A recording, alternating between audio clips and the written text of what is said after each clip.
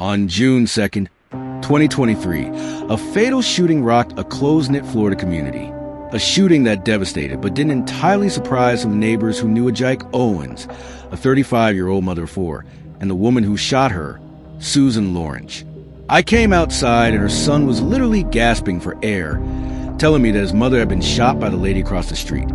Phyllis Wills told NBC affiliate West days later. I knew who it was immediately.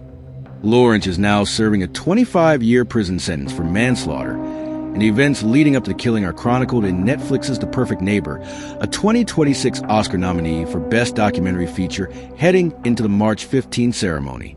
In a twist from a more common after-the-fact analysis, the story is told almost entirely through law enforcement body cam footage, 911 audio, cell phone video, ring cams, and sheriff's office CCTV. There's no report on the ground. Director Geeta Ganber, whose film was also named Best Documentary at the 2026 Independent Spirit Awards, told the Los Angeles Times in October. There's no one influencing what's happening in the neighborhood, other than the police who are coming in and asking questions. I felt that made the footage and the story undeniable. And there was so much body cam footage because the Marion County Sheriff's Office received numerous complaints from Lorincz about neighborhood kids trespassing, making too much noise or otherwise bothering her numerous times in a year before she killed Owens. Owens' children just come up to me and scream like idiots. Lorincz alleged the sheriff's deputies during a visit to her home about 6 months before the shooting. Finally, I lost my nerve today. I couldn't take it anymore. I called the kids RS. Then the mother comes screaming at me, "Don't call my children RDS. I'm going to put you in a nursing home." "I don't bug anybody," Lorincz continued. "I'm a single woman. I work from home. I'm peaceful. I'm like the perfect neighbor. You barely ever see me." Who is Ajike Owens? Ajike A.J. Owens, 35, lived with her children Isaac, Israel, Africa, and Titus in Ocala, Florida. They were between 12 and 3 when their mom died. My daughter, Ajike, was joyful, vibrant, and devoted to her 4 children. Owens' mother Pam Diaz told CNN in October 2025. She was super mom. She was a football mom. She worked hard to provide a better life for them.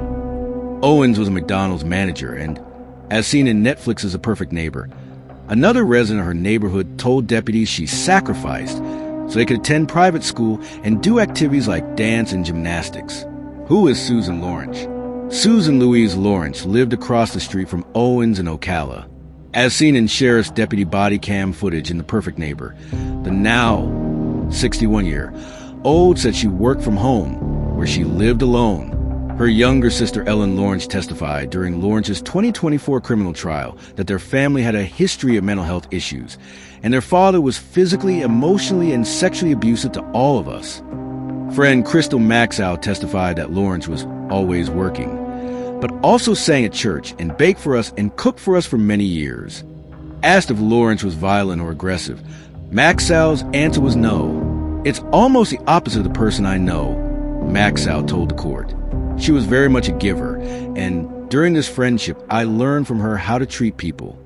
Marion County Sheriff Billy Wood said at a news conference after Owens was killed that his department received 6 to 8 reports of incidents involving the victim and Lorincz during one of their trips to Lorinc's house at 1662 Southwest 107 Lane. As seen in The Perfect Neighbor, deputies spoke with Owens after Lorincz accused a woman of throwing a yard sign at her.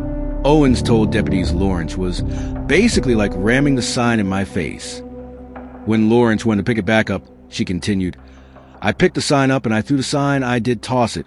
I'm not going to lie." But multiple neighbors told the deputies that Owens did not throw the sign at Lorincz, one saying for the footage, "I will say that that lady is always messing with people's kids. She's always trying to record the kids and always talking crap."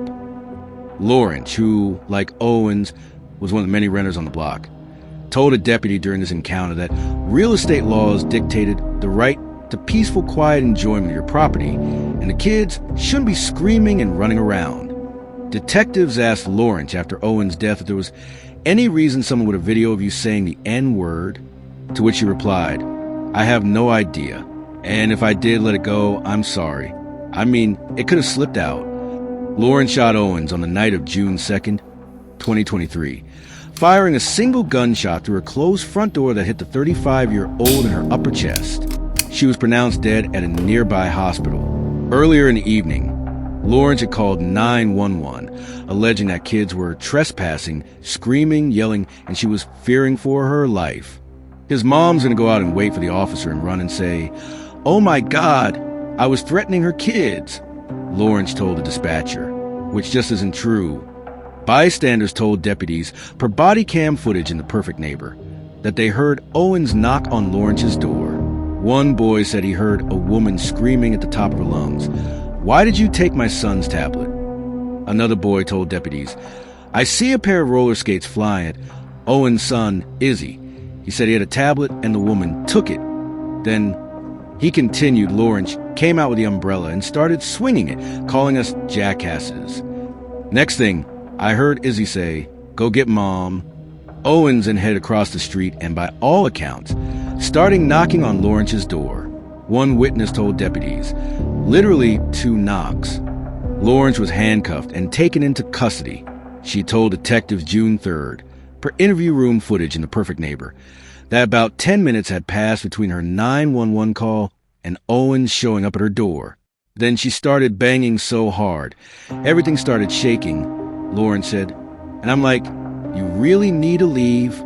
And she's going, "I'm going to F-king kill you," claiming she didn't know whether deputies would show up at all. I just panicked. Oh my gosh, she's going to really kill me this time. So I don't even actually remember picking up the gun. I just remember shooting. Talking to Lorincz on June 6th, per interview footage, detectives informed her that, after a 5-minute call to 911 ended at 8:59 p.m., only 2 minutes went by before she called again to report someone banging on her door. Within 2 minutes, she showed up and did all these things. A detective said, "You pulled the trigger, then found your phone and called 911. Lorincz said that in her mind it was much longer. She also denied any premeditation, insisting she felt tremendous fear in the moment.